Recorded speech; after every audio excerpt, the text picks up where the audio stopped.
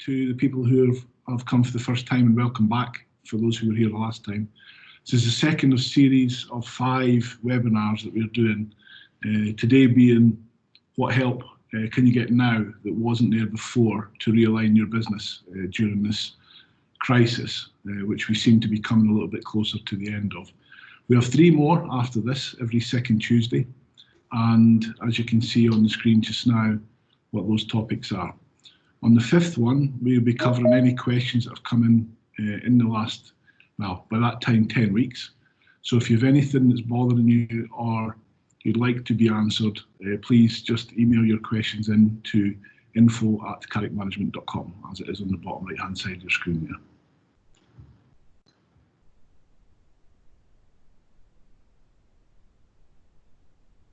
Today, Nicola, can you move on to the next slide, please? What is going on here? There's nothing happening.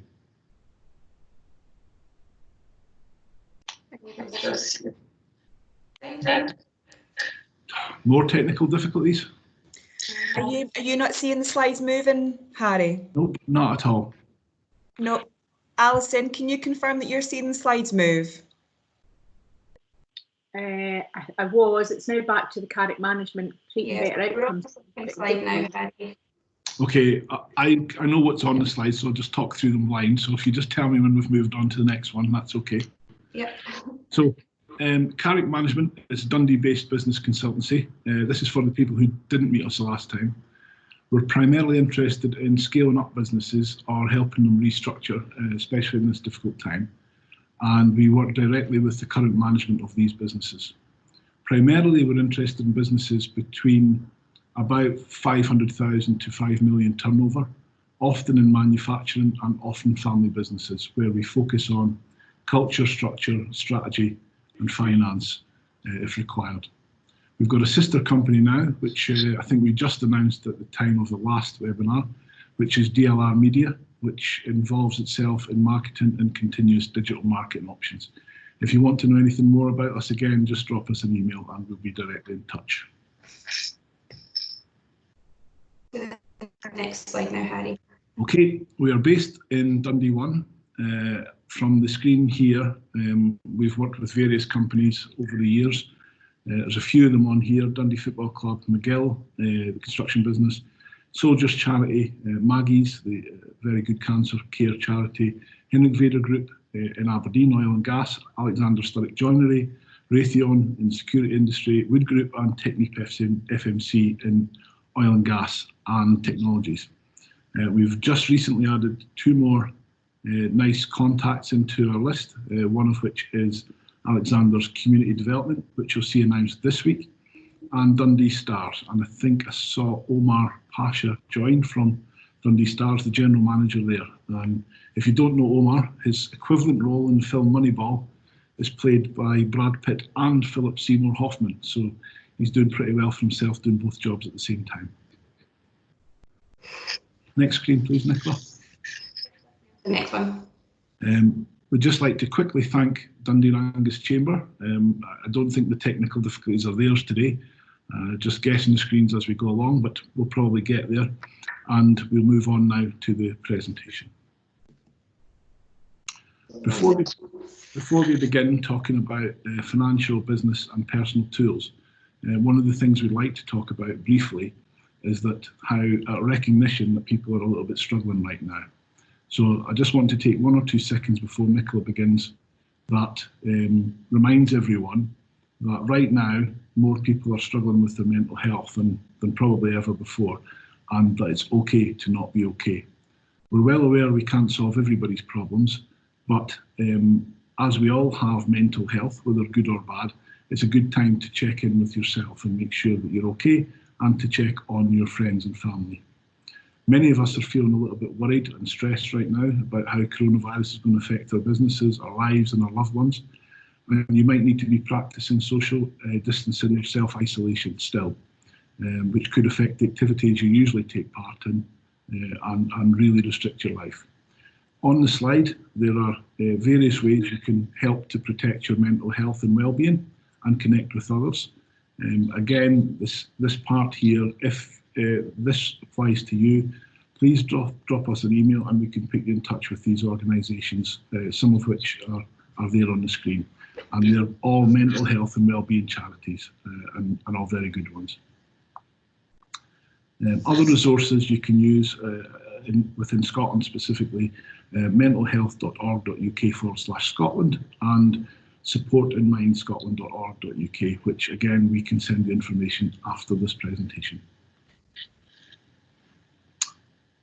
Can we go on to the presentation proper now, please, Nicola? Yeah, no problem. On to the next slide. Are we on the introduction slide? I need to Yes, check. sir. Okay. At this time, what we really want to talk about today is the kind of things that are available to you which weren't available before the crisis. And the first section is about the financial support and the mechanisms that are in place today which weren't there before. And you could argue that it wasn't necessary to have them before, but there are always ways you can help your own business a little bit more at this time. On some of the options, they could provide cheaper financial options for you than you had available previously. And I would like to pause a little bit and give you one of our own stories, but just don't give up if you get turned down for your grants or the other things you're applying for, because everyone is trying to work within the system and sometimes you fall through the net. And we've actually fallen through the net here at Carrick Management because in this building here at Dundee 1, we're not the official ratepayer. And as a result, we don't get any help on the small business grant. But the good news for businesses like ours and everybody else here in Dundee 1 and all over the city is that the Scottish Government is today meeting with the representatives from all the local authorities, as they do on every Tuesday. But today they're talking about how to help those people who fall through the rates net. The rates net being that we all have private licences to occupy the building rather than pay rates and rent. And that's being discussed, as I say, today. By registering for the small business support grant, you get yourself on the system, and that number that you get with that can counteract the fact that you're not paying rates. So anyone who's having that particular difficulty, we've got personal knowledge of how that works. Please get in touch and we will help you with as much information as we can. And that's simply something that we found out as we went along. On the financial side, please bear in mind that any of the solutions that we're giving you today or that are available are not a bailout. They're not free money. There's a cost to all of it. It may be a little bit cheaper than your normal sources of finance, but they're not free. How do the banks see it? Well, for example, on CBILS, that's 100% guarantee from the government. But having spoken directly to several banks, their attitude on this right now is that it's okay, the government saying there's 100% backing, but it's not in law. And the banks are terrified that another government will turn that round later on.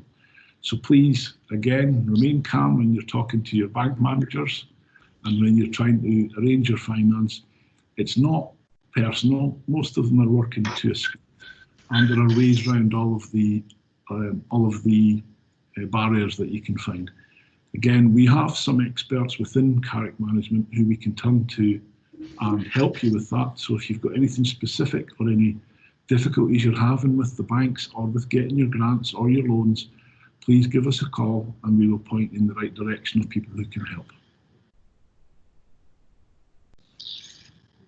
I will hand over to Nicola now. It should be a Nicola slide next. Yeah, that's right, Harry. I can stop trying to make it up as I go along. Nicola, over to you. Thanks, Harry. So yeah, the first point that we really wanted to raise was all the financial support that is available through the government. So the government is doing their best to try and help assist businesses in a financial way to provide this support to deal with the temporary economic impacts of the outbreak. So no doubt you'll have already scoured the internet and looked at all the support that is available. There's lots of things there that may or may not assist your business. There's obviously specific things for certain industries, in particular retail, hospitality and leisure, given that their businesses have almost been told to stop because of the situation that we're all facing.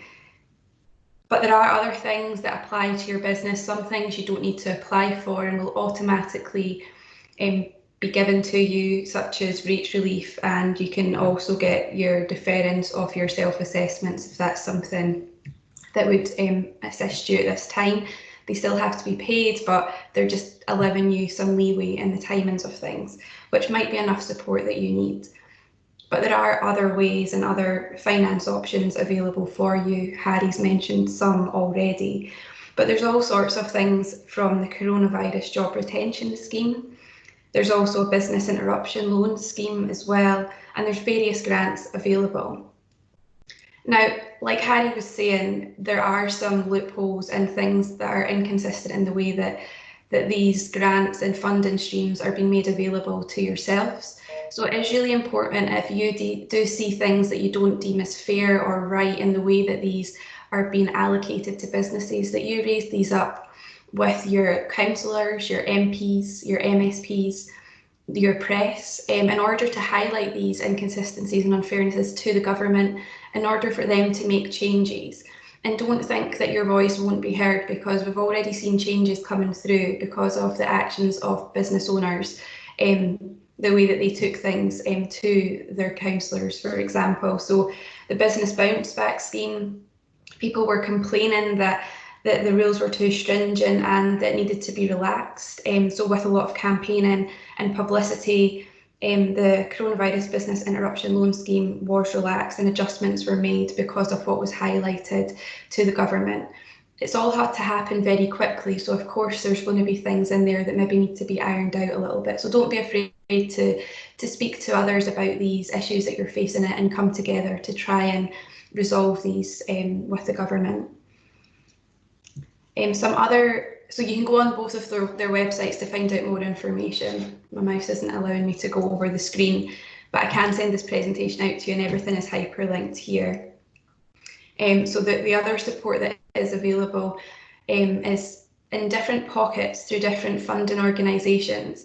So I've really found the Creative Scotland website a great resource to be using. They have a funding directory specifically for COVID-19 funding. And this looks at more like industry specific funding that can be available for you. For example, there's some specific funding for aquaculture industry. So if that's an industry you're working in, there is specific funding that can be given to yourselves. There's also things for the creatives. So there's sustaining creative development grants, there's touring grants, there's all sorts of things like that. But if you were to go onto the Creative Scotland website and look at that resource, I'm sure you could filter it on the industry that you're working in and see if there's any other grants and support available there for you that you could take advantage of at this time. Another great resource that is available is the Scotland's Town Partnership. So on their website, they have a page for funding support, and you can download the document. They refresh it every month. And it has not only funding available for coronavirus situation, but also for other areas as well. And it's all separated in those relevant sections.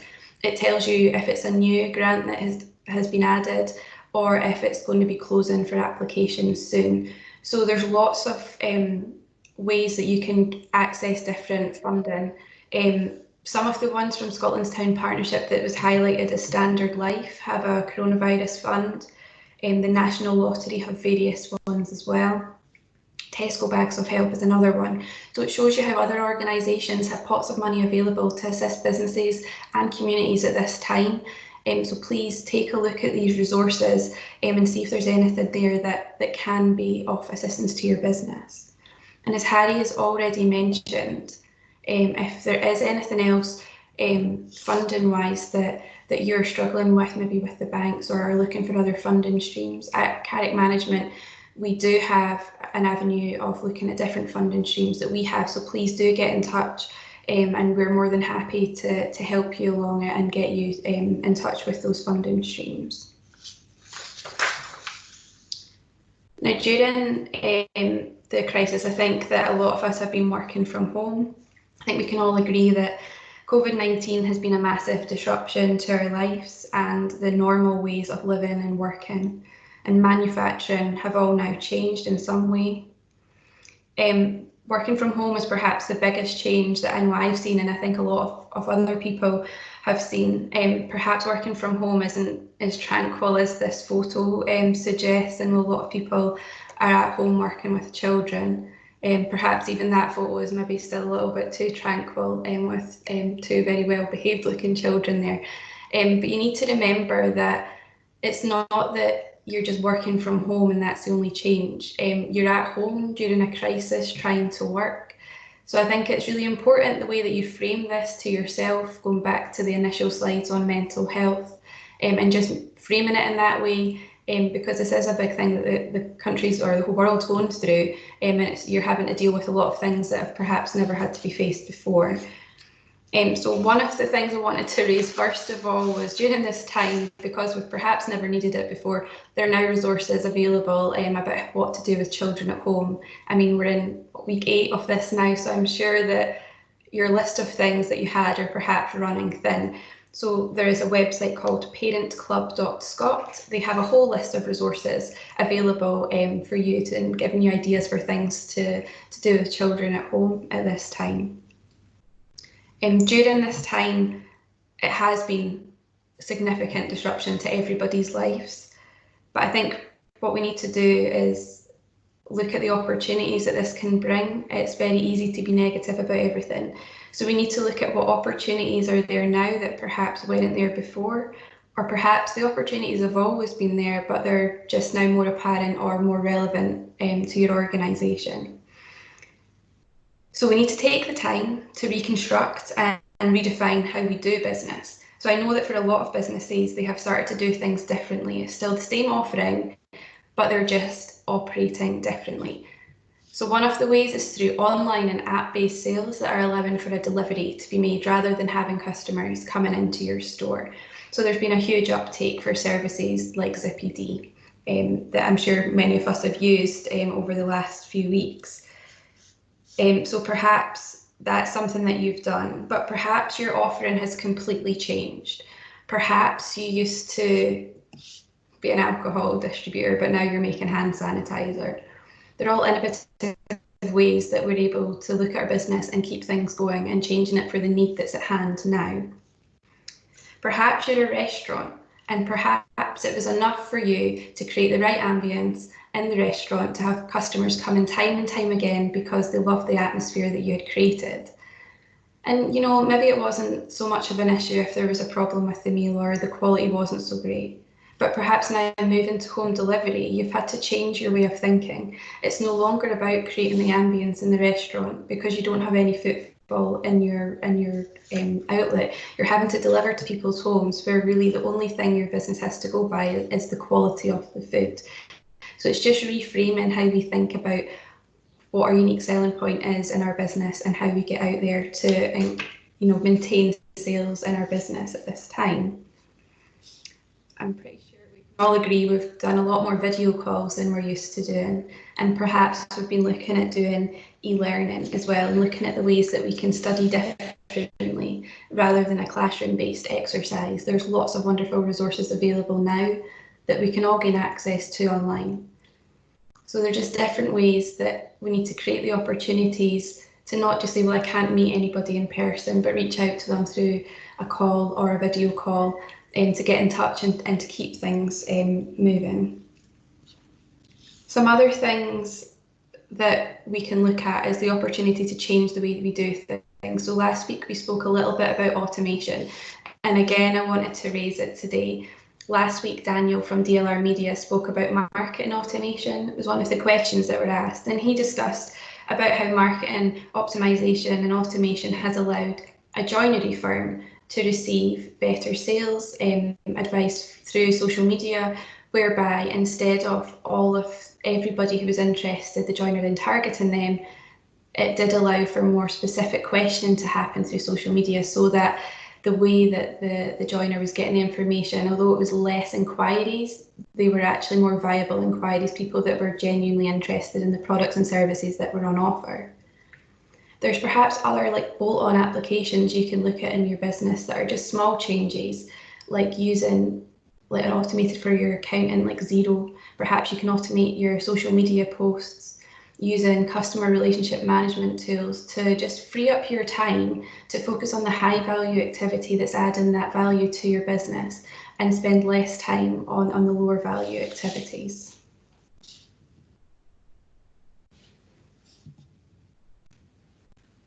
I wanted to spend a little bit of time just talking about habits.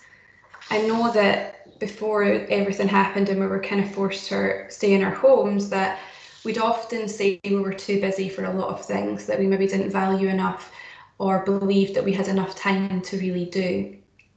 And it was often difficult to keep habits. You'd maybe do things a few times but realise, oh, I just don't have the time for this, and prioritise other things. But I believe now more than ever, we've probably started developing habits. Whether that be your outside exercise once or now however many times a day you want to do, as long as you're keeping your social distance. Perhaps it's meditation and mindfulness, or perhaps you've been getting into some good books and reading different articles. Training, all these things that we kind of put off before, you're very much likely to have taken these things up just now because you feel like you do have time now. But the reality is you've always had time, you're just prioritising these things now. So it's interesting for me to look at this and see how it develops, but how we all keep these habits going forward. And I think it's understanding the value that they have to you and expanding your horizons when you go back to some sort of new normal with working in an office again, for example. So one of the things that is now available that wasn't there before that you could use with yourself and your staff is Skills Development Scotland have a whole list of resources available of places that are offering free education. So there are places from the Open University, Microsoft, IBM and Google, just to name a few, that have put online free courses available to everybody to get access to. And this training is available in a range of courses. I've written a few down here. So there's things from computer science, data science, IT and cloud skills, maths, social sciences, languages, health, business, marketing, statistics, professional growth, wellness, essential technology skills, entrepreneurship, cybersecurity, and there's even training on specific Microsoft products and Cisco systems. So there's a whole range of training available for you to get access to now, so you can develop yourself and your teams to be able to perhaps do something differently in your business going forward that perhaps you've had to outsource before, or maybe it's just about increasing the confidence of your workforce and learning something new, reinforcing a skill. If it's not something that you feel that you have enough time for to dedicate to that, why not listen to a TED Talk? So they're short and powerful. They're usually less than 18 minutes long, and there's thousands available.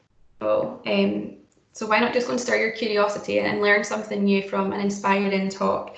Now, popular topics include technology, entertainment, design, business, science, and global issues. There's thousands there, so why not go on and have a little look at a talk, and it might just spark something in you to change in your business, something innovative idea that might just change your way of thinking, and you might just see something completely new. I'm sure we've all got books lying around that perhaps we've been meaning to get to, thinking that, you know, I really wanted to read that business book for a while, I've been told it has great ideas. Why not read a business book and learn something new during this time, because we have it. I think a lot of people feel that because we've slowed down, we've been able to focus on what's important. So maybe just spend half an hour one day just digging into a book and seeing what you can learn there. And there's also a whole range of publications out there. This is just a few that I use quite regularly.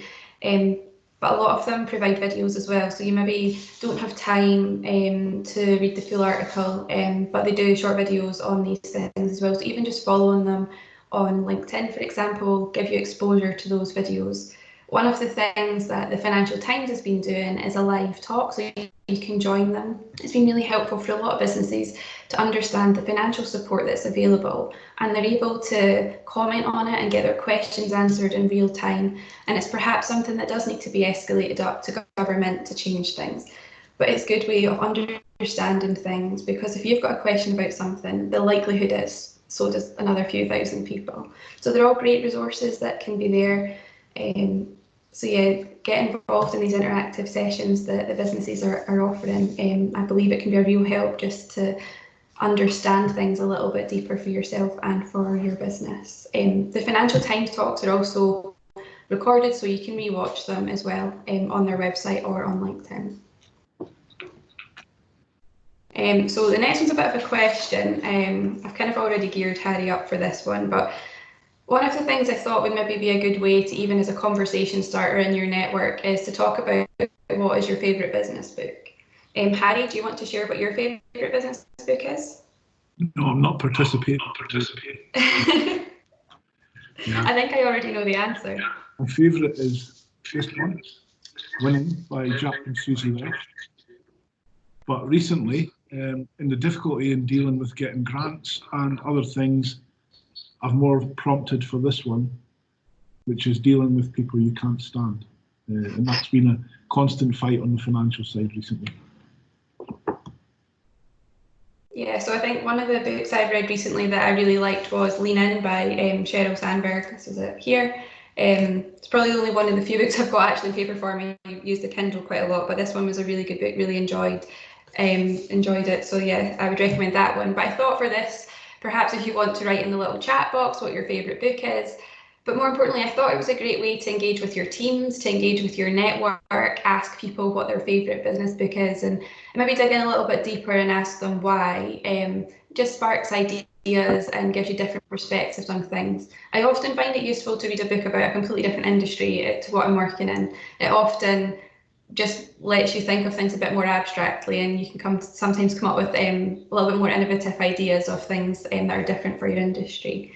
But yeah, I'd be interested to hear what your favourite business book is, and I'd be happy to have a chat with you afterwards about it too. Harry, it's back over to you for the next slide.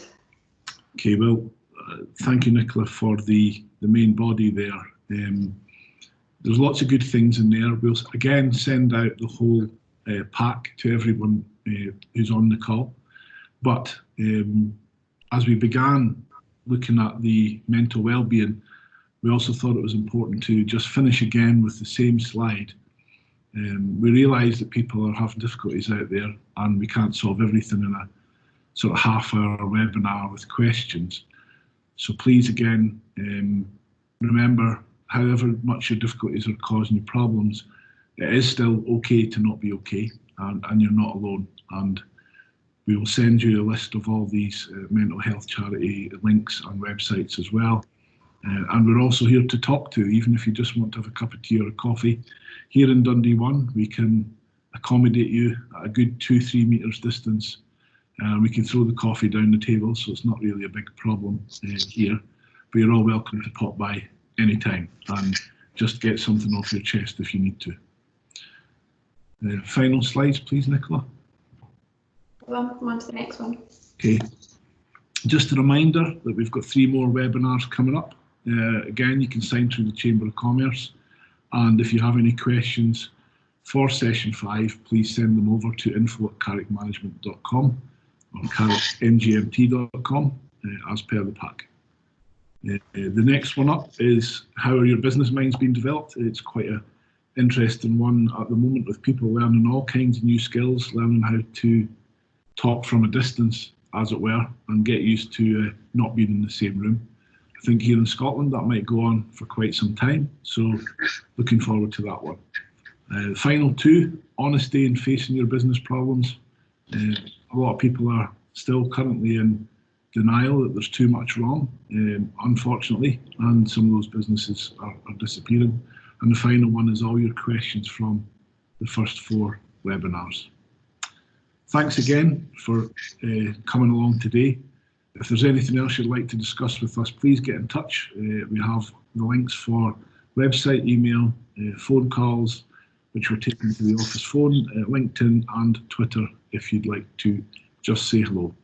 Final point for me is just to thank everyone for popping on again, and thanks again to the Chamber of Commerce for hosting. I think the technical difficulties are maybe at our end, but we'll get to the bottom of that, and apologies for that at the beginning. Over to you, Sarah, for any questions. Thanks very much, Harry and Nicola. I think that's a really important point to be, focusing on the mental health. At the moment, we've certainly been doing quite a few webinars every Wednesday looking at the employee and not just actually looking at the business. Because obviously without your employees there, then the business is no longer. And these times are really, really difficult for people. They're very, very different. Some people are on their own. They don't have a family network, a husband and children to be screaming at 6 o'clock on a Wednesday evening. So certainly been there to support the employees. Great. And I think we'll certainly kind of share these slides with all those mental health charities on there for people if they need to reach out that little bit more.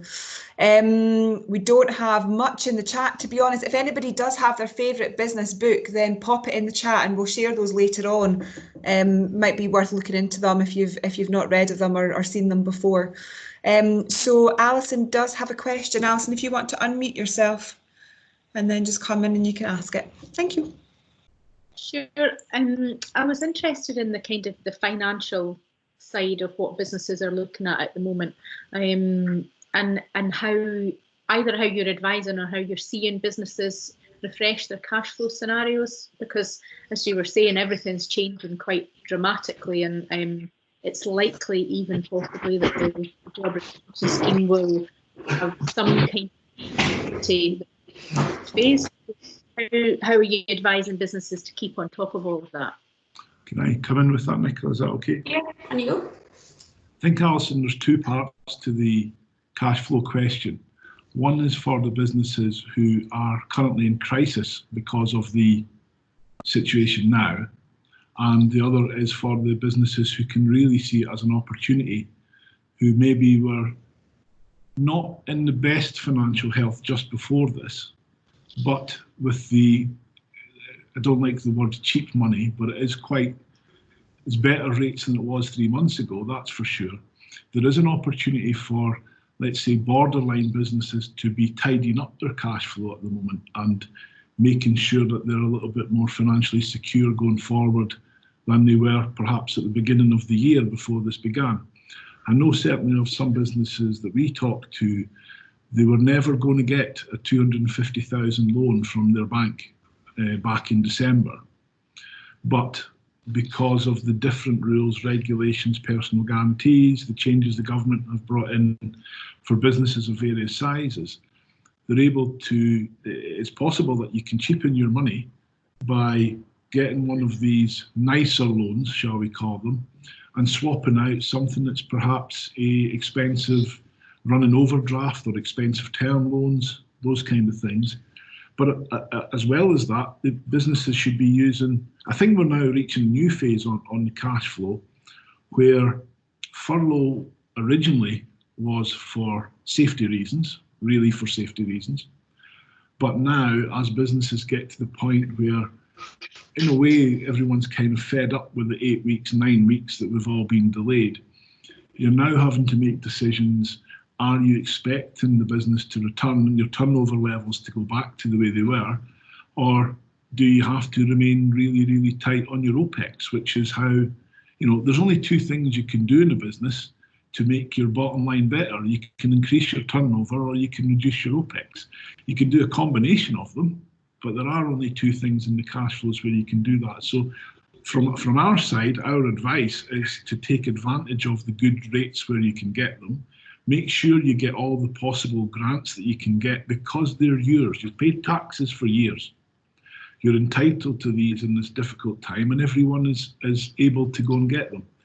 We also advise to some people that they should be very, very careful about what they do with these loans because they're not free money. They will have to be repaid, mostly over 6 years on the bigger ones we're talking about now.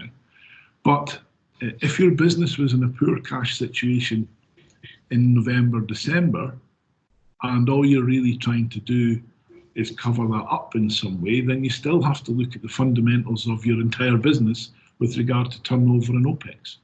So I don't know if that answers what you're looking for there, Alison, but there's various, I think it's down to each individual business to look at what's important for them on their cash flow right now.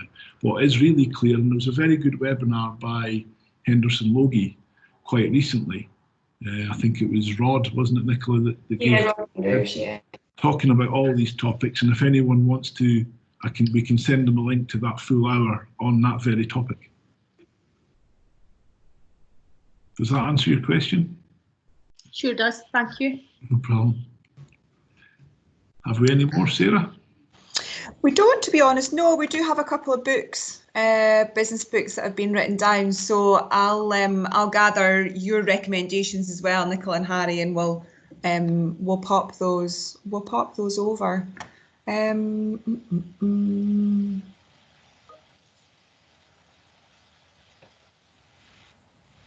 No, there isn't anything else. I don't know if anybody has I know sometimes typing out these things can be a little bit oh yeah, Maria will certainly get that link to the Henderson Logie webinar. I think that was actually one of the ones that we had hosted with Henderson Logie. So yeah, we'll send on that link to the YouTube channel, where, to be honest, all our webinars are currently listed there. Yeah, there are no more questions, Harry and Nicola. So I don't know if there's anything that you want to finish on.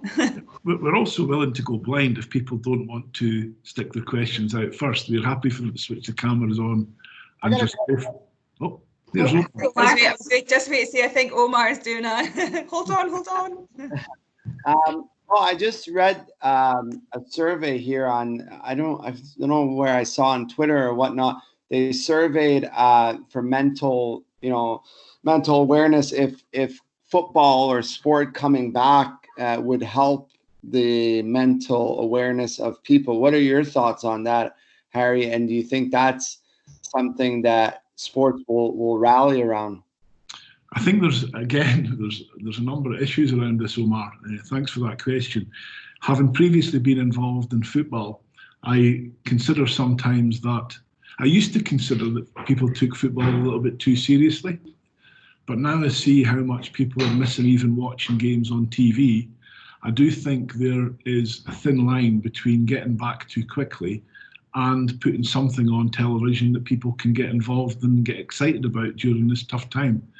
I'm no expert on the direct correlation between the two, but I do know that most people, or a lot of people who are interested in football, are missing it. The difficulty is that by bringing some leagues back, I think the German league is looking to come back quite quickly, but only the top league in the second Bundesliga, and then the English Premier League.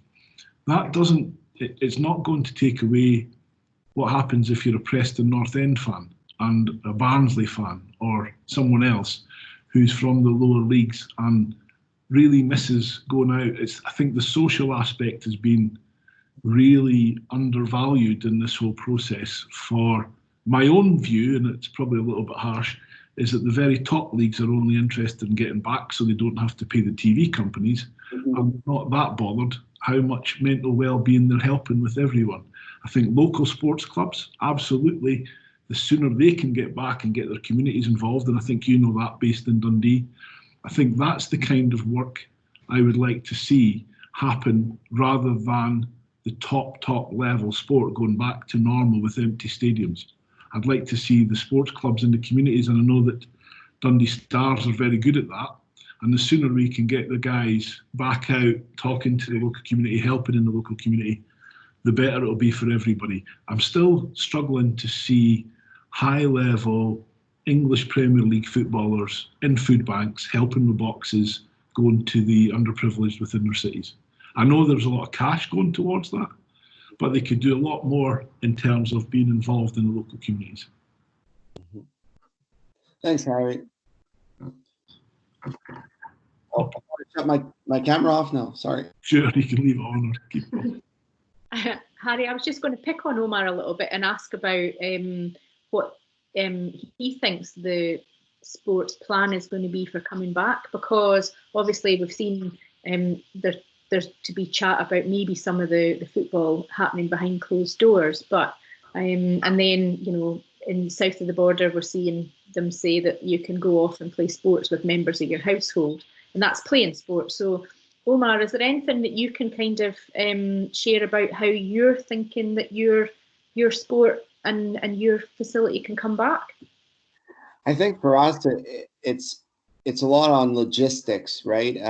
It would be hard because similar to many businesses, our cash flow comes for the attendance throughout the game. So the people that come into the building, we don't have the millions and millions of pounds that maybe the football organizations get from the TV money, right? So that's kind of what Harry touched upon. You know, they're trying to find a way, and maybe I'm speaking, I don't know, I'm speaking too much here, but maybe they're trying to come back to just get that money from the TV to help pay some of their expenses and some of their players and whatnot. So for us, I think it would be difficult if everything is still in lockdown or the social distancing to resume the season, but we're hoping that, you know, there will be a solution in the next few months. We're fortunate enough that our season would start only in October. If it would have to be pushed back to November, it would. But again, we have a bit of time here to kind of prepare. But I think we're all in the hockey world here. We're kind of conscious of the fact that it's still a big problem in society, and I think we have to take all the measures, the safety measures possible for our sport and for the people that are attending, you know, the rink or whatnot. So there's a lot of issues, but we're still planning as if there's a season. We're still hoping that there's going to be guidelines in the next future. There's obviously been financial repercussions in the last, like every business, right?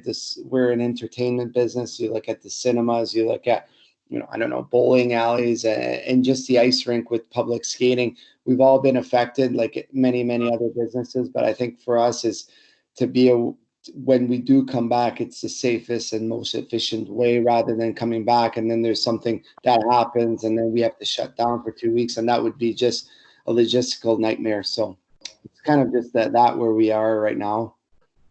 Can I come in that just a second, please, Alison? Just what Omar was saying there.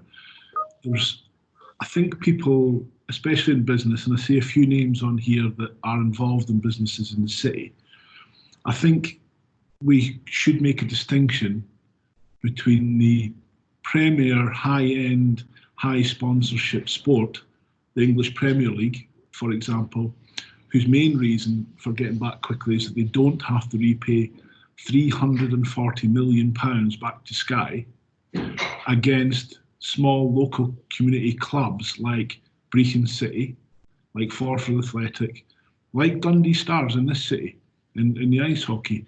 If people can continue to support their local sports clubs through sponsorship, through commitment to sponsor when they get back, for example, please, I urge them to go ahead and keep doing what they were doing, because without the help from the local communities, some of these sports clubs, which provide real support in their communities, may not be here next year.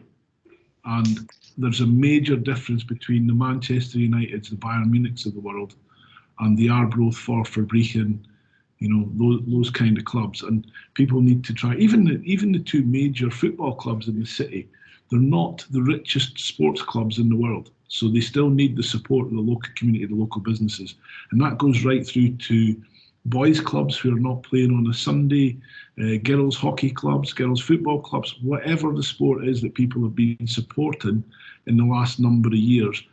Even the smallest donations and help and sponsorship is going to help these things survive, because sport is a big part of the fabric of this country.